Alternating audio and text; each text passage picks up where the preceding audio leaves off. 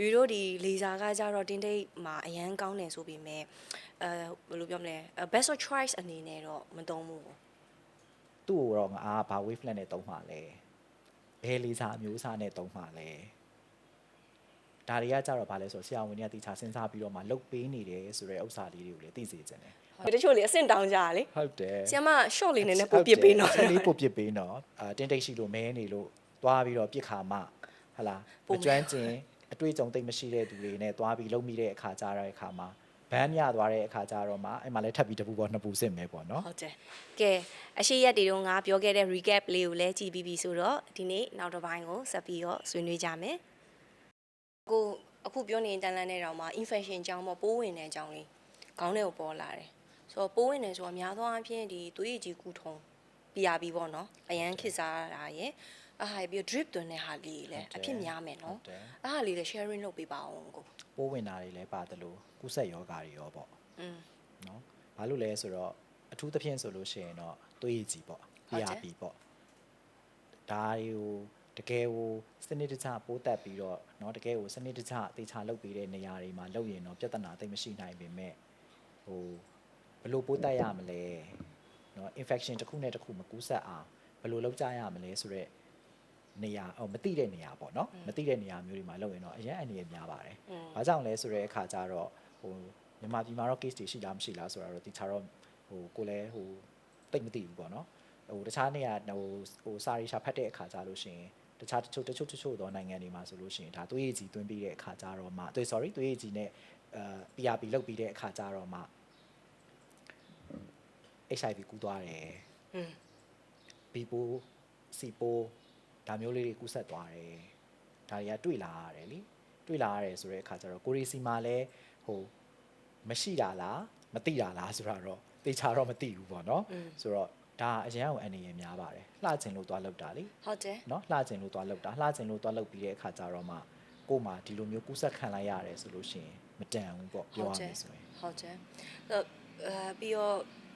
ဒီပိုးဝင်တာပေါ့နော်တော်တော်များများတွေ့ရအများသောအားဖြင့်ပေါ့နော်ဒီသွေးကြီးကိုနောက်ပိုင်းဘာဖြစ်လို့လဲမသိဘူးဆရာဝန်နဲ့တိတ်မလို့ကြတော့သူတို့ဒါကြီးကို minor case လို့ပဲထင်တာလားတကယ်ကဒါ medical procedure လေးနော်ဟုတ်တယ်ပြီးတော့ဒါသွေးကိုအခြေခံပြီးတော့လုပ်ရတာဖြစ်တဲ့အတွက်sterilization ဘယ်လိုသွားရမလဲဘယ်လိုပိုးတက်ရမလဲ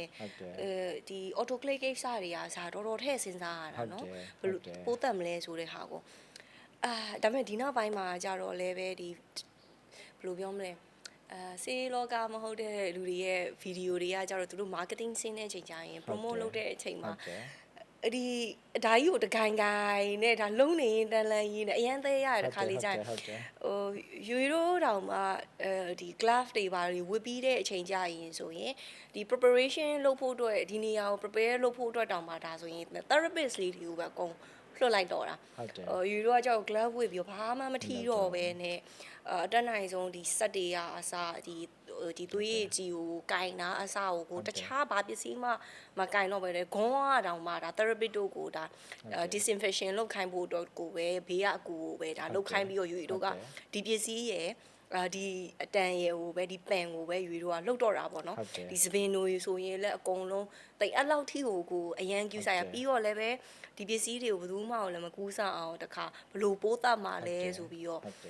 ဒါခွဲကန်းမှာတုံးတဲ့နီးကိုယူတို့ပြန်ပြီးတော့လောက်ရတယ်ပေါ့နော်ဒါပေမဲ့နောက်ပိုင်းမှာဒီစေလောကမဟုတ်တဲ့လူတွေရဲ့စီမှာဒါသူတို့ marketing ဆင်းတဲ့အချိန်မှာလည်းပဲ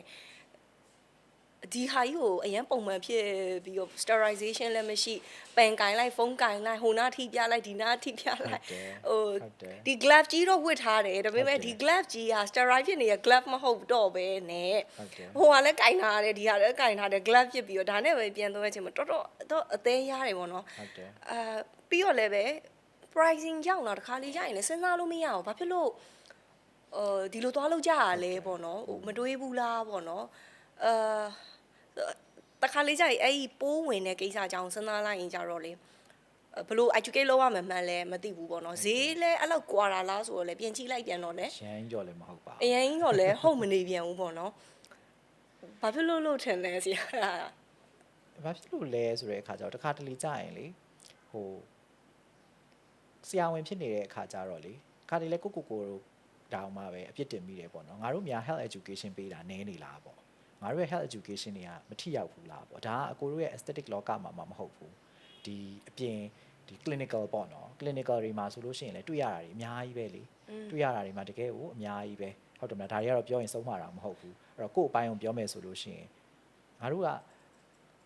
ဟိုလာတဲ့သူတွေကိုပဲဖြစ်ဖြစ်ပေါ့နော်ကိုယ်စီမလာသေးတဲ့သူတွေကိုပဲဖြစ်ဖြစ်တို့တွေ health education ပေးတာများနည်းနေလားဘာလို့ဆိုအခုချိန်ထိတောင်မှပဲပေါ့နော်အခုချိန်ထိတောင်မှပဲเนาะဒီလိုမျိုးဟလာ21ရာစုကိုရောက်နေပြီ IT ခေတ်မှာဟလာအခုဆိုတဲ့အခါကြလို့ရှိရင်ဟို internet ဆိုတာဘာရှာเนาะတွေ့နေတဲ့ခေတ်ကြီးထဲမှာတော့ဒီယောဂတွေကဘယ်လိုကူးစက်နေတာလဲဆိုတဲ့ဥစ္စာကိုမသိသေးတဲ့သူတွေဒီယနေ့တိုင်ကိုရီစီမာကိုရှိနေတယ်ရှိနေတယ်ဆိုတော့ဘယ်လောက်ထိဘယ်လိုတွေလောက်ကြရမလဲပေါ့နော်အဲကြောင့်ဒီတစ်ခါလေးနောက်ဆုံးကျရင်ကိုတောင်မှပဲစဉ်းစားမိတယ်အော်ငါတို့များလုပ်နေတာတွေ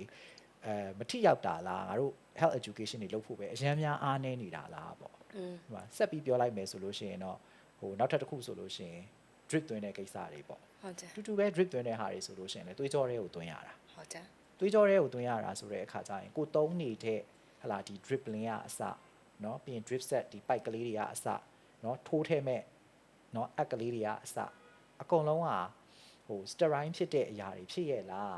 တခါတလေကြားလို့ရှိရင်ဟိုတချို့နေရာတွေမှာဒါပြောလို့မရဘူးလေဟိုမတော်တဆဖောက်လိုက်မိတယ်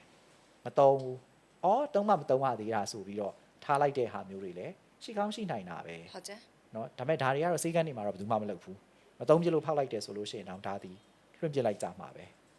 အဲ့မျိုးတွေများလုံနေခဲ့တယ်ဆိုလို့ရှိရင်အရန်ကိုအန်ဒီရများတယ်ဟုတ်တယ်ဆရာ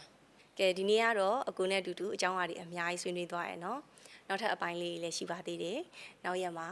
ဆက်ပြီးတော့စောင့်မျှော်ပြီးတော့ကြည့်ပေးပါဦးနော်ကျေးဇူးတင်ပါတယ်